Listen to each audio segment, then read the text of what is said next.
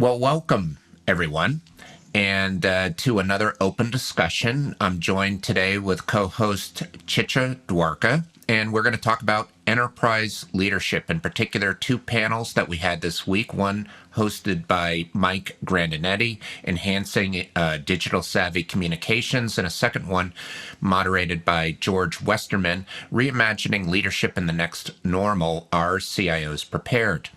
So just to start off, I'll say please read our community guidelines if you've not done so already. In a nutshell, we try to be supportive, generous, and constructive. All participants have entered the meeting on mute. And if you have a comment, please use the raise hand feature at the bottom. So if you go down to the bottom of your screen under reactions, or if you don't see it, click more and you'll see reactions. There's a raised hand feature. If you don't see it under reactions, you probably have an older version of the Zoom plugin and you'll find it under participants. But in any case, I'm sure you'll figure it out. Use raise hand and then we will call you so that you can speak. And one thing we would ask is that when you are speaking, turn on your video because it makes the recording nicer. And Chitra and I want to say that we want to encourage as many people as possible to speak. So if you haven't raised your hand before, we encourage you to try it today to get your voice into the conversation. We definitely want to hear from you. We don't care if you're a CIO or not a CIO or whatever you do in life, you have a valid opinion and we want to hear it. So we've organized this into two topic areas, basically following the panels. The first is digital savvy communications and the second is leadership. You know how this goes. They'll blend a little bit. More or less, we got 25 minutes for each, but it depends on how the conversation goes. So with that, good morning, Chitra. Good morning, Allan. It's wonderful to be here with everyone. Thank you so much. We had two wonderful panels again this week. And I would like to just bring some of my thoughts around these two panels. So the first one was really around digital savvy communications around the board, the trifecta of the CEO, the CIOs, and the C-suite. And the second panel was our stellar CIOs and conversation with George Westerman, again, around their response to the pandemic, right? And what learnings they had, and then how they think about things going forward. And I found that there was just some fantastic insights. But the one thing that jumped out at me, Allan, I would love to hear your thoughts on this, is that concept of people first, right? People first, and people, not just employees, but customers and partners, right? And, also that teamwork and how people responded rapidly to that pandemic, that disruption. So any thoughts around that? Yeah, well, so, it's interesting, Chitra. This is something that I think I have heard at multiple panels throughout the symposium, that the COVID crisis in some ways was a call to action and caused people to think beyond what they were doing, beyond the bottom line, to try to make sure that both their customers and employees were happy, but also to just join in with other companies and respond to the pandemic. And so it caused people to think on a larger scale. I think that's one of the people yesterday said that, if you're only thinking about technology, you're not thinking big enough. So I definitely agree that people first is a recurring theme. One of the things that I was struck by in terms of the conversation around this trifecta was the need for alignment, right? That all of the three constituents were aligned in terms of the leadership of the organization and the focus of sharing knowledge, communicating, empathy. I know Stephen Gold spoke about that quite a bit. And then also building relationships, right? Building relationships at that level.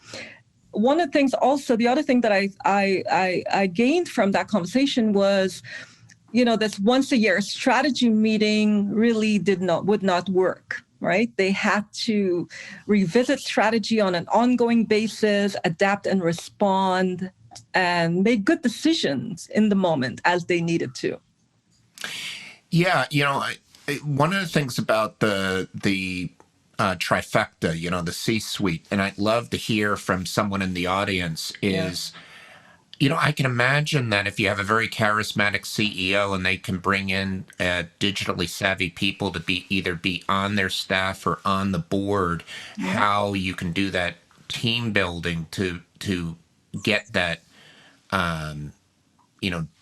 digital culture at the top of the organization, if you will. But, if you don't have the board or the CEO or the executive management seated with that kind of knowledge and expertise and culture, how do you get started? And, I think one of the people brought it up too, that if you don't have the digital culture throughout the organization, there's real challenges in terms of either training people or bringing people in. So, if somebody has some insight into that question or these questions, I'd love to hear it. And, definitely please raise your hand. Right. And we do have someone raising their hand, Chitra. Yes, David, please. It's David. Let's see what he has to say. Yeah. Hi. I've been thinking a lot about the panels of the past couple of days. And I wanted to, raise the issue of the elephant in the room of the parallel pandemic, the non-COVID pandemic we've all been dealing with. Which is a label that, after some thought, I'm attaching to politics.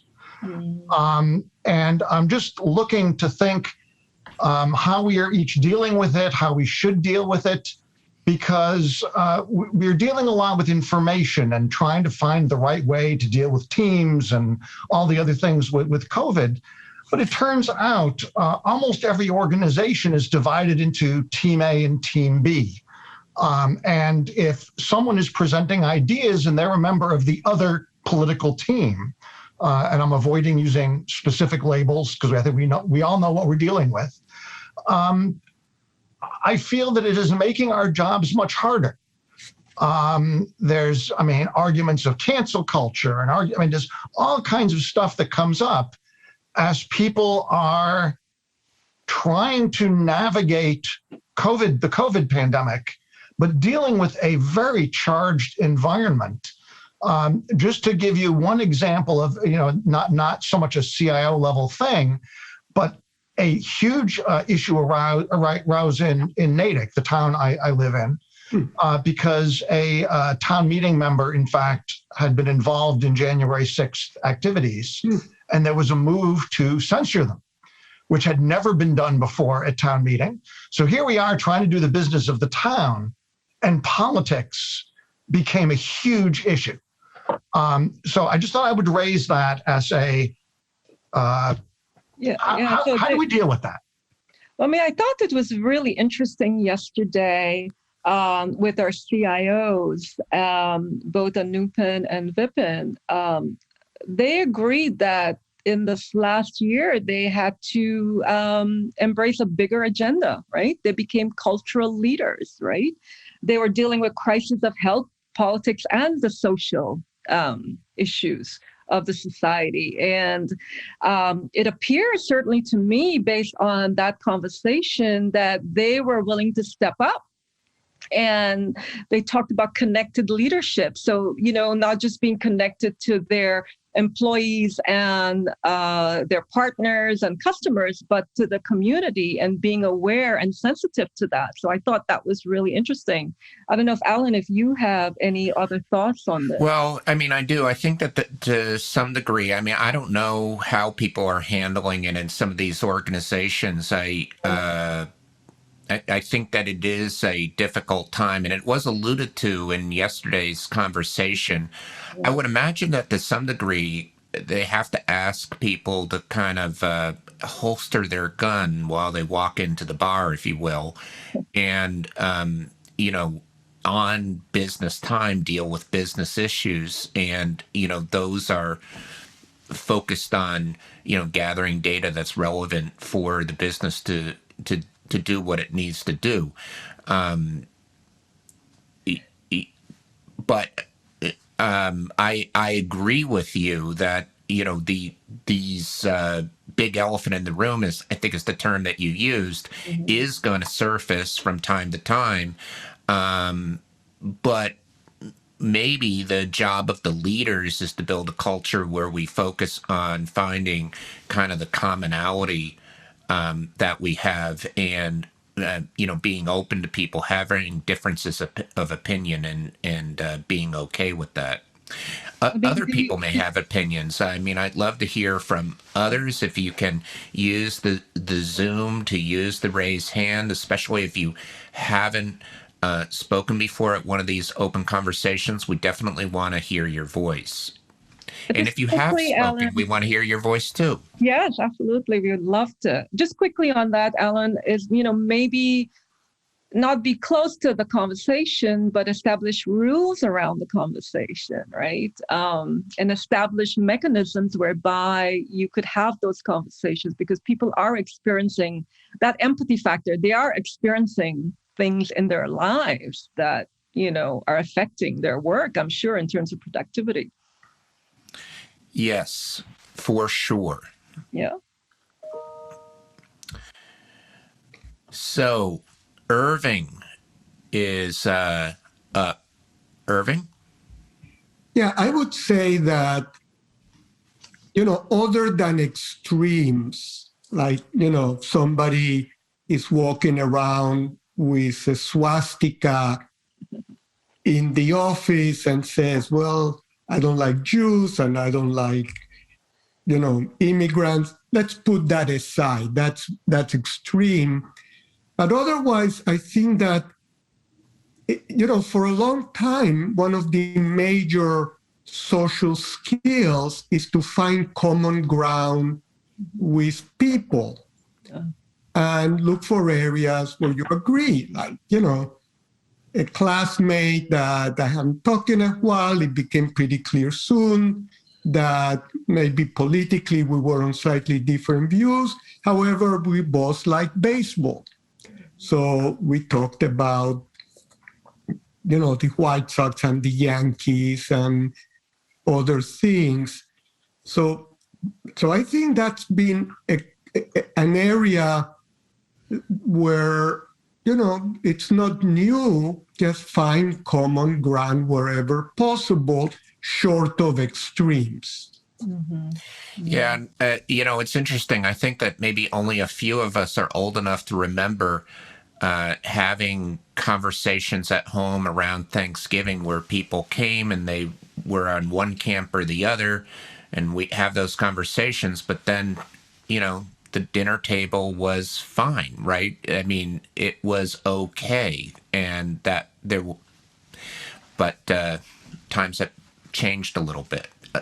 So, are there other thoughts about what has transpired in terms of the leadership yesterday? Chitra, I do agree with you that there was a lot of focus on people, and in particular, Anupan talked about, connected leadership, going beyond the balance sheet, being collaborative around purpose and not so much location. And also, he had a very interesting definition of digital savviness, which talked about a mindset of digital, a craving for data and facts, and being able to take that and focus it. And then also an emphasis on agility. And I'd love to hear what people think about these points that Anupan brought up about how he learned from the crisis. Anybody want to comment? I mean, while we're waiting, certainly that agility to pivot, and solve problem, to problem, I thought that was really very important. And I think even good decision making, that's one of the discussions I got from the board also, right? That's why it's so important to educate them, right? And to bring people along so they could make good decisions at the board and the CXO level also. But yes, we'd really very much appreciate. I think their self-reflection was very impressive, I have to say, yesterday. Yeah, and then the other thing, and this gets back to David's point, is they were talking about how, social leaders or social issues become business issues. And maybe this is along the lines of what David was talking about, and how he wanted to be authentic and empathetic, to be human, and have a people first attitude, and that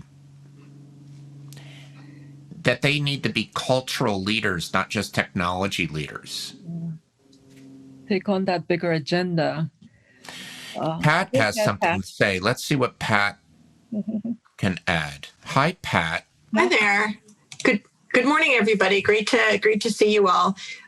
So, I've always been really interested in culture since I first learned about it a long time ago. Dr. Edward Demings in the 80s. A lot of people here may not have heard of him. A lot of people, probably more with the gray hair, probably have heard of him. But he's an amazing statistician who went over to Japan after World War II to help solve their manufacturing problem. And then we saw what happened with their success after that. His message from working with the Japanese was really all about how we treated people and how we grew people and how we managed people that made them innovative, made them produce quality products, et cetera. That message somehow got lost. In my humble opinion, that message somehow got lost in the last 20 years. And in fact, I would say that, and I blame it, my things I blame are journalism, news programs and social media, I think, have separated us from our friends and from our connections, because we can go out and say crazy things and look for people to like us and not recognize that we've just pissed off a bunch of people, or maybe even frightened a few people with things we've said or things that they've misunderstood. So I circle back now, to how I felt in the 80s as I was becoming a manager, and how I was growing, that the way to make a difference in how people innovate, how people create products, how people code, how people work in the workplace is how you incentivize them, how you treat them, how you model your behavior. And if you choose to be in your office and focus on crunching the numbers, which is also important, and not get out and encourage people and get people to do the right things and even call them on their behavior, you'll have a poor culture. And I will close with my best professional memory, and the most motivated I've ever felt is when a vice president wrote me a handwritten note that was 2 lines long, complimenting me for my presentation, where I actually had to take a stand, and complimented me and told me to keep on doing that. And I framed that picture, and somewhere in my basement, it still exists. Yeah, no, that's really wonderful. And actually, I would be also interested if we could pivot a little bit here, because one of the other topics was around training, ongoing training and learning, obviously from the top level, but all the way down to the manufacturing floor, and how everyone needs to become digitally proficient. Right? Not just the IT team. And I'd be curious to hear from others what you're seeing in your organizations, because it was very clear that this idea of training, and obviously we've all known about ongoing learning and how critical it is, but just wondering how people are seeing this moving forward in this sort of remote environment and what some of the challenges are there. Yeah. Go ahead, Martin. Yeah, I'm going to pull Martin into the conversation. I just want to say that, one of the comments that was made yesterday is that some companies are becoming the universities of the future. And so I wanted to expand upon that if people have thoughts. Martin, you're up. Thanks, Allan. I think one of the things I'm seeing is more aspects caused by the COVID, where we really understood the digital capabilities of the general staff. And I think we were surprised about the low level of technical expertise in a number of people. And I think from there, we gained a better understanding of the fact we need to do some more basics. Down to the extent where we came across people who were going on YouTube to find out how to plug their monitors in, and things like this. So I think in certain areas we found the base was a lot lower than we expected. Yeah, we expected everybody to have an internet connection at home. We found people who didn't. We expected people to know the basics about how to plug a monitor in. And I think, and it wasn't necessarily an ageist thing either. So we were quite surprised by some of those findings, and I think the need for the kind of general level of education within the company to be increased, as well as the more advanced things about how to use the technology. I've kind of started writing an article a little while ago, which I need to finish, which was entitled something along the lines of "Don't finish implementation," because too much of the time we complete an IT project, we put it into production, we do the training to get people using it, but you don't get the value until 6 or 12 months later when that tool is being properly utilized. So you really need to plan some of these projects and plan some of these implementations that says, okay, we do the basic launch stuff, but then we do monthly reminders, we do hints and tips and other things like this. And we look at ways to measure how these tools or whatever it might be are being utilized. But it's only through doing that we really start to deliver the value. Yes, definitely. Chitra, do you One of have the any things, thoughts on Allan, that? I want to just jump in on that too, is sort of that topic of getting beyond jargon and complexity, right? Being able to communicate in a straightforward way around concepts, and take this technical language and make it accessible at all levels. And I don't know if there's a barrier there, Martin, but just curious. Well, and then the other thing, Martin, that your comment brings up for me is something that Elizabeth Reynolds talked about of the infrastructure in our society being unequal, and the pandemic really brought out that once people had to go and either work or study from home, that it was easy for some and much more difficult for others, and that got highlighted and amplified by the pandemic. So other people, again, I want to emphasize, if you haven't spoken, I can see many of you are out there. We do invite you to raise your hand and jump in on the conversation. We're talking about enterprise leadership. While we're waiting on everyone else to kind of, bring forth their comments, and as I was thinking about, one, the response to the pandemic of, these panelists and these companies, and then their self-reflection, which is, again, very important. Virginia Gambale talked about sitting back and taking a pause and thinking, what are the 3 things you want to keep from the pandemic, you want to change, and then what's your plan to go there? So I thought that was a really, really important moment for us to pause and reflect and say, what have you learned and how do we go forward? And I'm sure everyone is really doing that. I think Stephen Gould talked about offensive versus defensive investment, and this idea of innovation, right? And how that will play as we go forward. And I don't know if you have some thoughts on that, Allan. Well, I mean, I think I remember that comment very well. And he was saying that, you don't disrupt the market by playing defense. Yeah. And so, definitely there is a need, now that digital is not an option. If you're going to go on the offensive, then, you need to bring people into the trifecta, as they called it, who have that digital savvy mindset, no question about it. And he also talked about having the courage to disrupt yourself, which I think is always hard. You're running a business, you're comfortable, and things are going well, and now you have to decide that you're ready to take that plunge into something new. And I bet that a lot of people have had experience with this.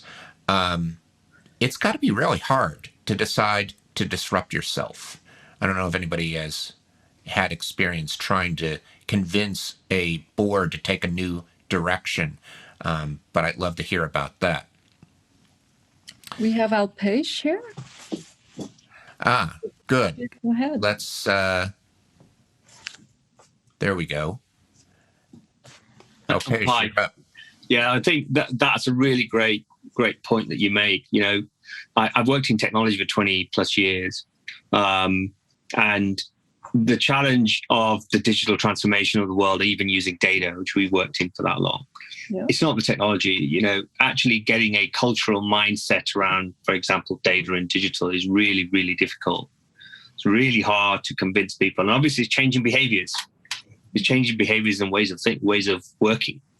And that's really hard to do. You might, you can enforce a piece of technology or try and enforce a piece of technology on someone, and it just does not work.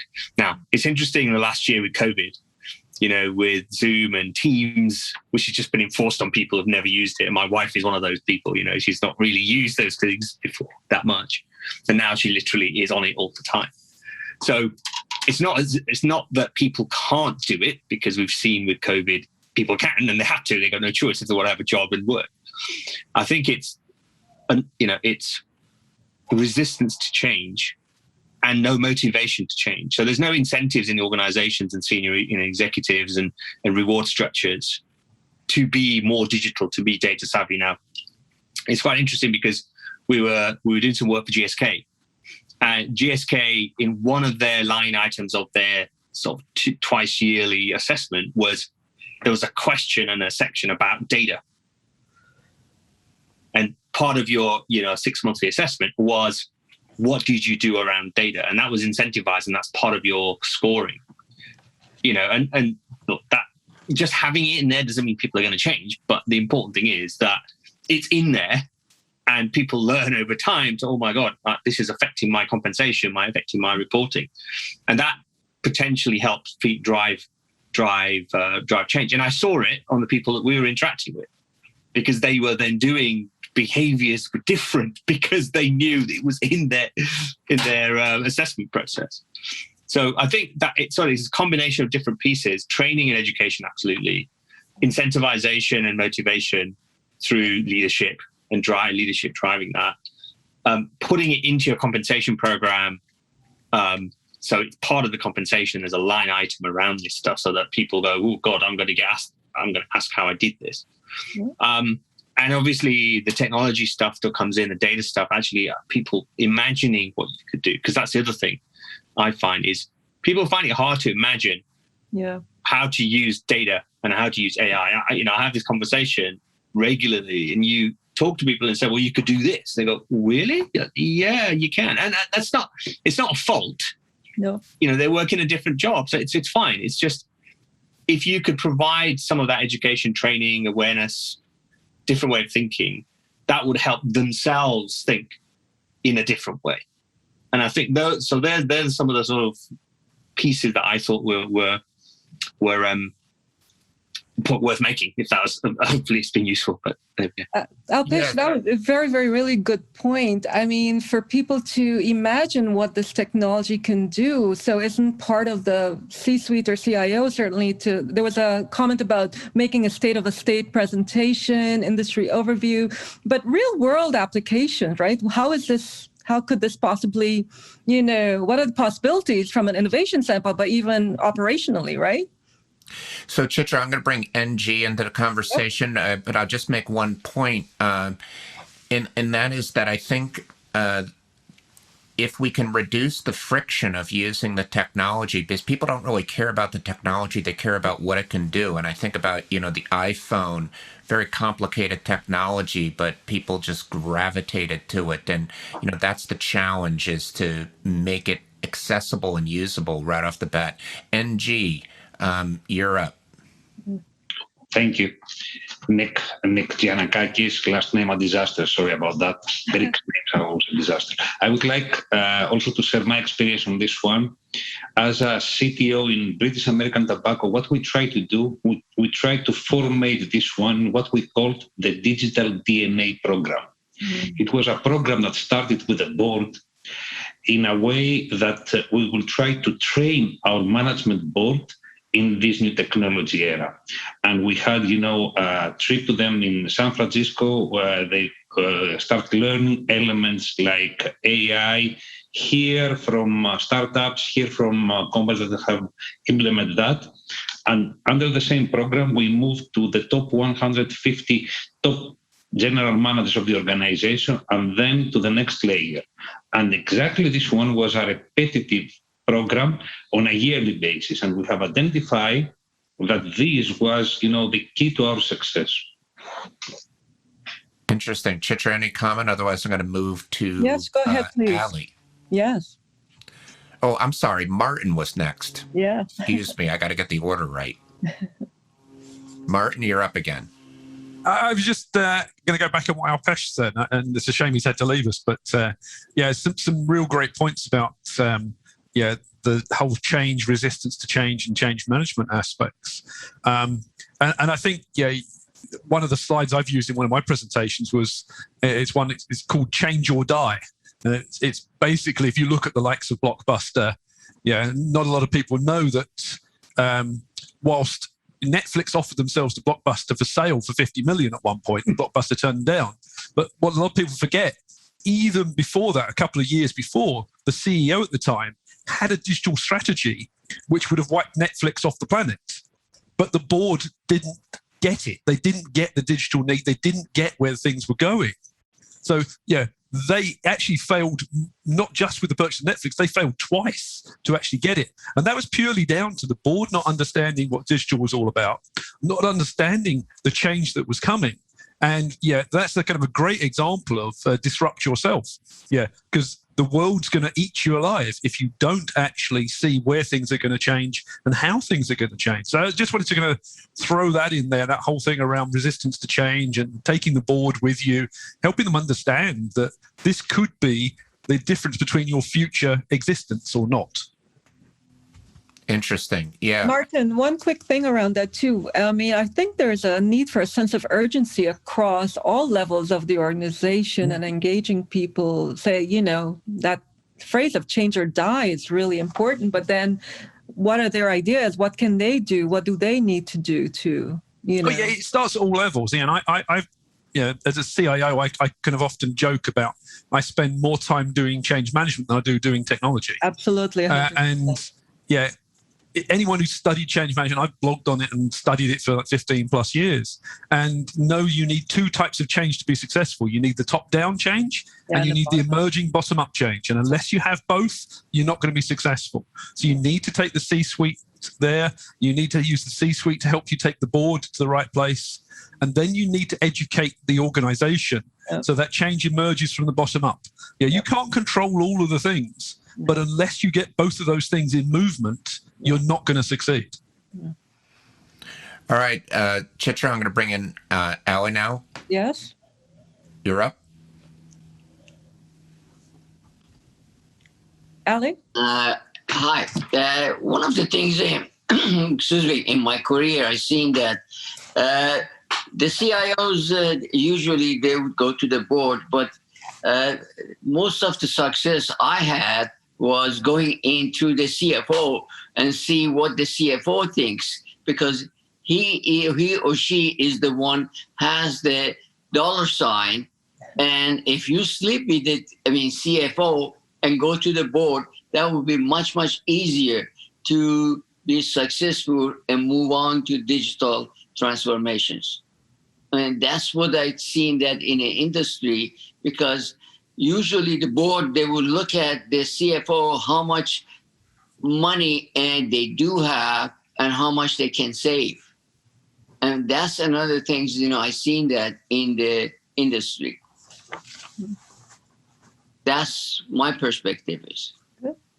And you can train everybody else based on the dollar side, the amount they do have in their budget, and move on. Because most of the projects of the digital transformation, they need capital money. They are not easy, small money and move on. Yep. Any thoughts, Chitra? Otherwise, looks like we have George up next. Yeah, go ahead with George. Yeah. All right. George, you're up. Hi, everyone. Thanks. Listening to all this, I thought I'd just share a perspective that I've encountered for a couple of things that work. And I think that is, really what we're trying to do is we're trying to build resilience. So if nothing else, the last 14 months have said, okay, so this time it's a pandemic. Before that, many of us are dealing with digital disruption. You've got trade disruption, supply chain. You can have any one of these things at any given time. And so really the onus is on us on how do you create the resilient company? So it's always going to have to endure some sort of a shock to its system. And how do you do that? And I think as we've talked through, a lot of folks here have rightfully acknowledged things around change management. And of course, all of us coming from a more technology bent, right? We talk a lot about the technology. The fact is you can't plan 12 to 18 months out. You can't predict any of these things are going to happen. So how do you build your business DNA such that it's adaptive to this? So my experience has been this. So I started to think of it as really we are, whether we are CIOs, CEOs, CXO, whatever that is, really you have to tackle, there's three architectures. The first is the one that often, people think of when they think of digital and transformation, which is the technology and the data architecture. I think as we all know, yes, that's important, but that is only a portion of what the real challenge is. So yes, absolutely, get your core infrastructure, get your APIs, get your data factory set, all that stuff. Yes. The second one, and one that I find, it still surprises me that it's often, people are often not thinking of this at the most senior level, and that's business model architecture. Mm-hmm. Fundamentally ask the question, who are we losing to and why? Because that can lead to a very different place. Normally when it's who are we losing to, what do? You go to the immediate stable of competitors, right? So I was at Marriott and it was always, well, what's Hilton doing? Right? If you're at Ford, it's like, well, what's Toyota doing? And it's like the big disruptive factors are outside of that, and often it's a fundamental business model change. So business model architecture. When you think about, first of all, what's your overall product strategy to serve what this different type of customer need may be? The profit model you build around it, the operating model, the distribution, all that stuff. So that's business model. And then the third one, and I think the one that seems to be the most nebulous to people who are first coming into being in a leadership role, is human architecture. Mm-hmm. And human architecture, of course, includes the talent and the people that you have on staff. It includes the organization, but it more importantly includes aspects around these cultural touchstones of fear of failure, lack of safety to take chance, a reluctance for experimentation because experimentation might lead to failure, and won't I look bad for that? And so creating things around around the decision structure and decision rights, how you create an acceptance and in fact KPIs that reward experimentation and start to help you migrate to this culture of sort of the anti-risk, if you will. So sort of those three things I found have been useful construct for me as we think about the effort that any C-level executive has to undertake around this. Yeah, so the middle one that you mentioned about knowing who your competitors are, that was actually mentioned at one of the Symposium episodes. Instead of Marriott looking at the other hotels, realize that what they're providing to the customer is actually the ability to have a conference. Mm-hmm. And in fact, we're disrupting Marriott right now with what we're doing here today. Actually, I think it was George who said that, right? Was it George? We'll see that. Yeah. But I watched too many of the episodes to remember exactly who says what. But yes. Okay. Well, good. So I'm glad I quoted you correctly. Let's move on to David. Yeah. Hi. Yes. Thank you. And George, that was a great list. I always enjoy taxonomies. Anytime you can sort of take something apart and find the pieces that you need to work with. I find it very helpful. So I took notes on that. The thing I wanted to talk a little bit about, we've talked a bit about change and recognizing threats and things like that. And as I'm thinking about leadership, there's something implied in that, basically the leader has to be prepared to lead and followers have to be willing to follow. You really can't lead. You've heard the phrase herding cats. Cats don't herd well. And if that's what you're dealing with, it's important to keep track of. So there's an interesting thing that somebody said a long time ago that has stuck with me. When I said something, they said, "What would it take to get you to change your mind?" And I was very sure of myself and said, "Nothing." And they then said, "Well, then it's not worth discussing." Once there's nothing that can change your mind. And that goes for both the leaders and the followers. Mm-hmm. And I think it is an important question for us to ask ourselves. I have started asking myself that about almost everything I believe in strongly. What is it would take to get me to change my mind? Because I think that that's the only way to make progress, to know what it will take to realize that I've been wrong about something. And it's probably no revelation. I have been wrong about things in the past. It happens. Hopefully, I learn from them and get better. But anytime the leader is so sure that they know what's right from the organization, that they won't accept information from advisors, competitors, whatever, they shouldn't be in that role. That they have to have their antennas on and listening. But the same is true for organizations with followers that will not listen to what's going on, that won't engage and discuss and be willing to be proved wrong. I'm going to go out and say, I don't think we have room in our organizations from people who are so sure of themselves that they won't discuss in good faith and leave open the possibility that they are convinced that they are wrong. So, David, I love your points. I'll just add that I think that perhaps the entry point to changing someone's mind is to be a good listener, and that opens the door for them being ready to hear what you have to say. And with that, I'm going to move on to Pat. Hey, all, I love this conversation. And, we've done a lot of culture conversations in these discussions, and I'm so excited that I have shivers. But I want to address two things, and I'm going to repeat myself. I apologize. So George, first of all, I'm a big Marriott fan, but love your terminology of human architecture, change management, et cetera. I believe, I'm going to go back to Deming again because you've got me on a roll. His point number 8 is drive out fear. And I think it's really, really simple in the workforce. If there's any fear, and fear comes in a lot of forms, then the right things won't happen. And this addresses David's comment about followers need to listen and need to be able to change their minds. If they aren't fearful, they'll be more open-minded, right? So how does fear happen? We observe a colleague get laid off and we don't understand why that happened. We see a colleague get mistreated in a meeting. We make assumptions about why that's happening. We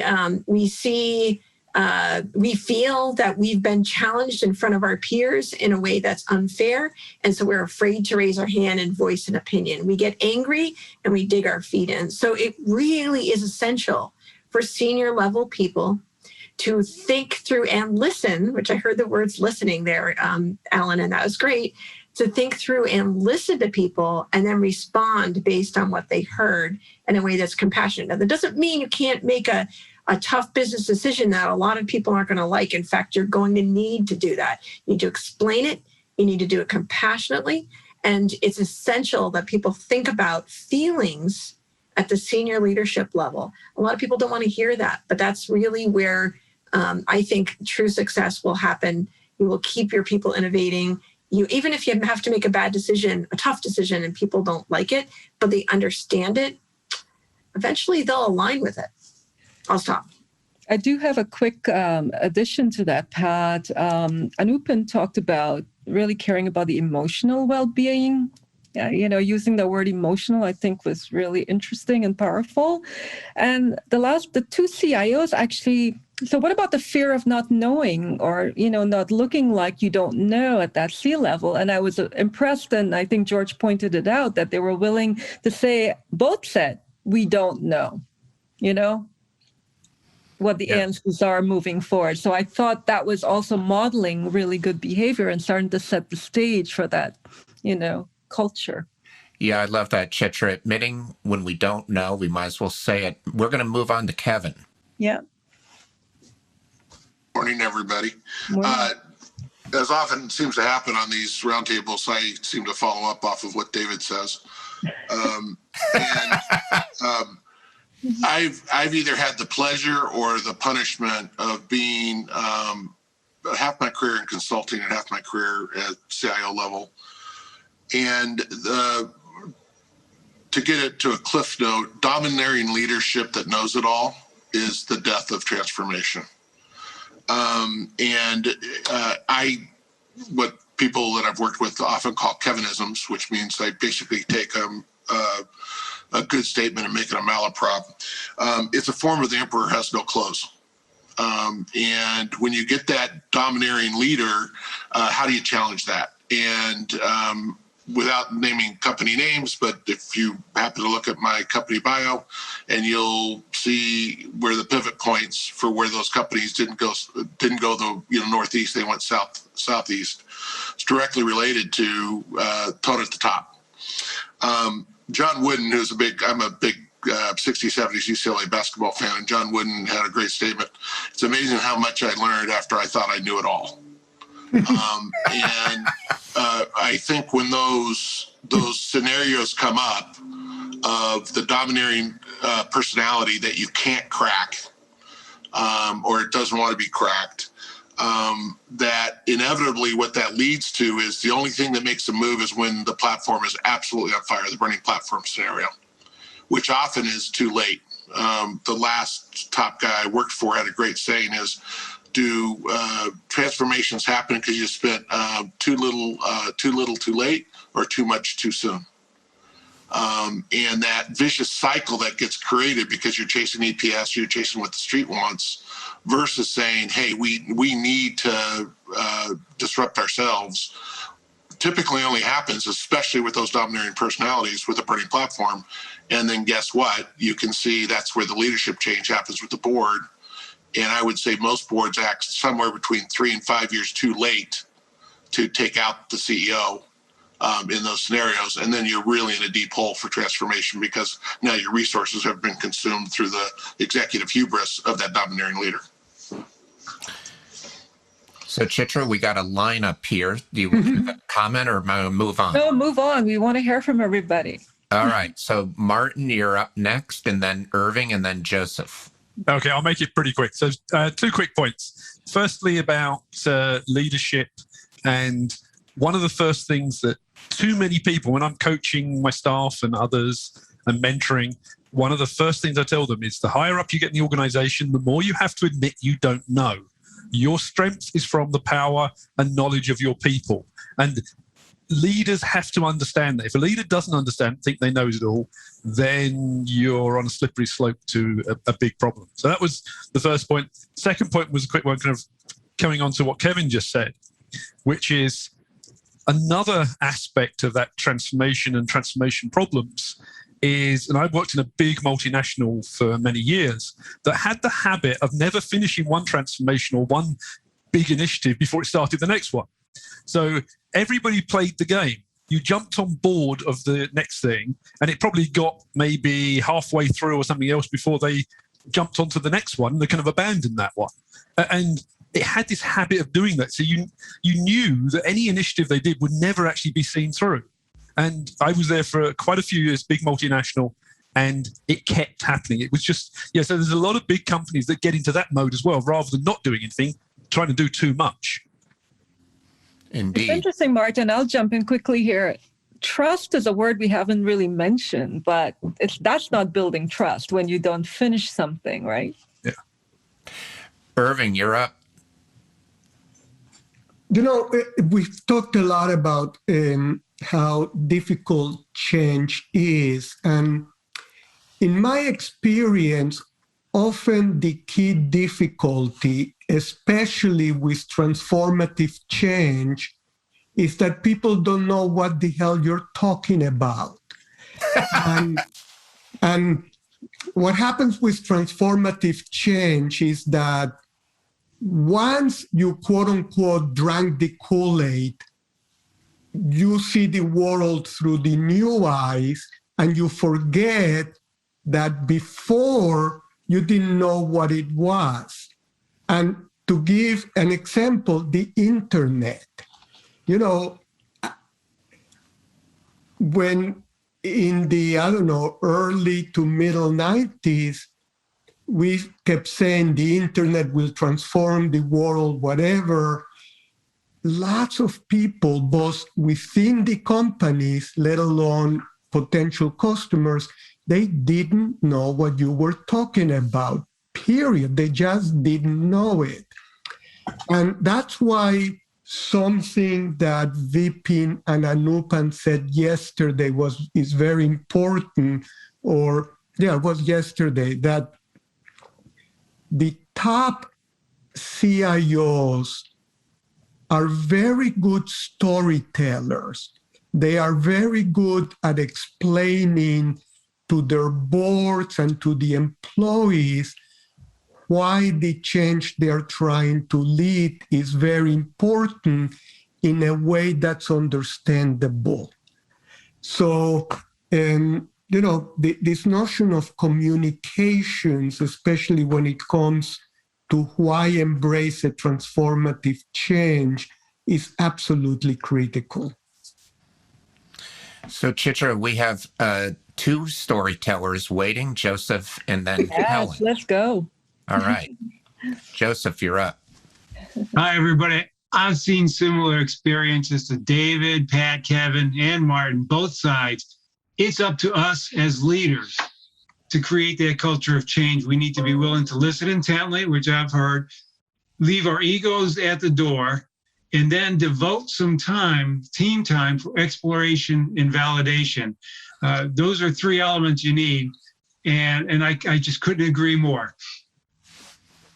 All right, and next I just have one quick thing around that, Joseph, and it crossed my mind. As we're designing these organizations in the future, are we creating downtime for people to have some, either the learning or the training or reflection? Oh, that's an interesting point. Yeah, that focus on emotional well-being. Let's get to Helen. Yeah. Helen, you're up. Yeah, okay. So, hello, everyone. I'm trying to see whether I can open my camera. Hi, Allan. Hi, Chitra. Hi. Can you hear me okay? Yes. Yeah, we can hear you. Okay, great. I was just, listening and also very, very interested to share two experiences. I was working both from the consulting perspective and also in the corporate side to see the leadership for digital transformation. Very interesting experience from the consulting side. When we work with leadership across companies, the successful ones, they were able to make the move was more like they can speak, even the CIO or CTO, they are able to translate the technology objective into the business strategy or their agenda. So in those occasions, most likely we can move the projects along, okay? And also, in order to have the implementation successful, they have to leave some buffer sometimes. So one example, we had a physician, like a digital incentive program roll out in a hospital. So some physician was not happy. So we have, we have this customized or flexible for the first 6 months to implement this digital platform. So that's one. And the second was on the corporate side. When I was working as a chief of staff for a big medical company.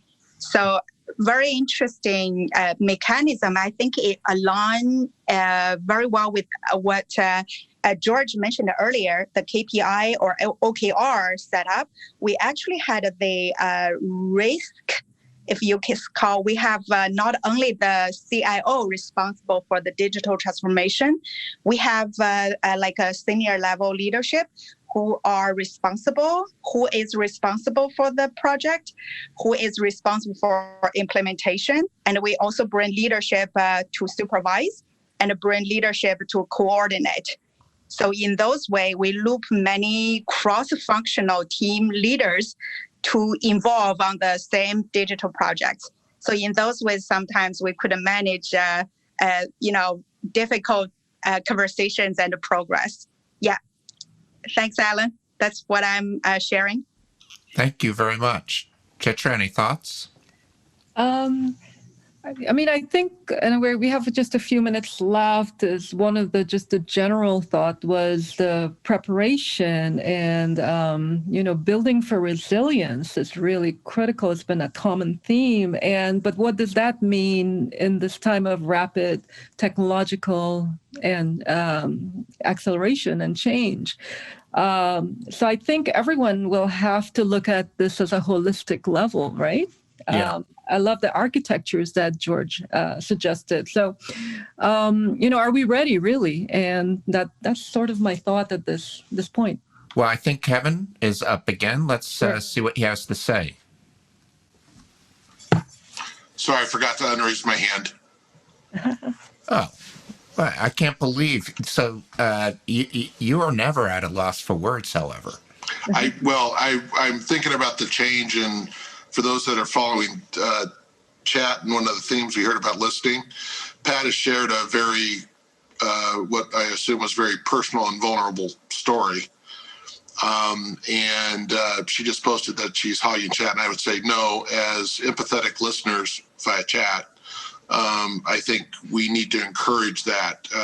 My comment in there is that when these domineering types that we've been beating around the bush on, they are rarely or never vulnerable, and it puts people like all of us, because frankly I've been through it a few times myself. We take the journey to pity city, and because you feel like you lost the fight that was the good fight, and it's okay to go to pity city. You just don't want to build a condo there. And so I think that what's been interesting about today's session versus some of the other town halls that we've had is that we've gotten much deeper on the emotional side of things, on the emotive side of things than maybe some of the other topics allowed, or the format allowed, or the relationships allowed. So I'll leave it at that. Well, I think that part of what may be happening is Chitra brought up before the meeting that, this community is kind of in an incubation period. And I think that we're learning how to converse with each other, and maybe the conversations are reflecting that as we go deeper onto topics. Chitra, we have about 2 minutes left. So if there's somebody who wants to jump in and raise their hand, we're happy to acknowledge you. Yes. Pat. All right. Thank you, Pat. Kevin, thank you for the good words. Allan, I just wanted to, and Chitra, I wanted to put in an Irving, a couple of good words here. I say this every time, but I've never participated like this in the CIO Symposium. I've been going since 2011 or something like that. So I think what Mighty Networks and your methodologies has done is you have democratized sharing and experience levels. And I hope that while we all want to get back to the auditorium and shaking hands and having those amazing brownies, which is where my mind is, but I hope an element of this going forward as well, because I think as much as I love the other symposium methodology as well, I love being able to chat in these groups, and the affirmation I'm feeling from Kevin and Irving and Martin and Chitra and Allan, et cetera, it's just wonderful, and I feel like I've made new friends. Oh, thank you so much, Pat. I mean, I think we're human beings first, that going back to our own authenticity and really caring to whomever we're interacting with. It's always been a very simple equation for me personally. but also caring about where we're going and making those hard choices, or in the sense of also even dealing with conflicts, as some of the prior conversation, being able to have integrity, clarity of purpose, and then be able to make those hard decisions to challenge, and take on those conflicts. I also think it's very important to create the safety for everybody in the organization, and obviously technical competence, etc. All of that needs to happen too. But thank you so much. It's been a wonderful conversation, Pat, and everyone else. Allan? So we are at the bottom of the hour, and all of you have managed to spend another hour in conversation with us, and we do appreciate it. And to Pat, I will say, we will be listening, and we will try to carry forward the best elements of the in-person, the digital learning series, and this digital symposium for 2022. So we're thinking, we're listening, and we want to hear your opinions. But for now, have a wonderful day to all of you, and take care. Thank you very much, everybody. Bye. Bye.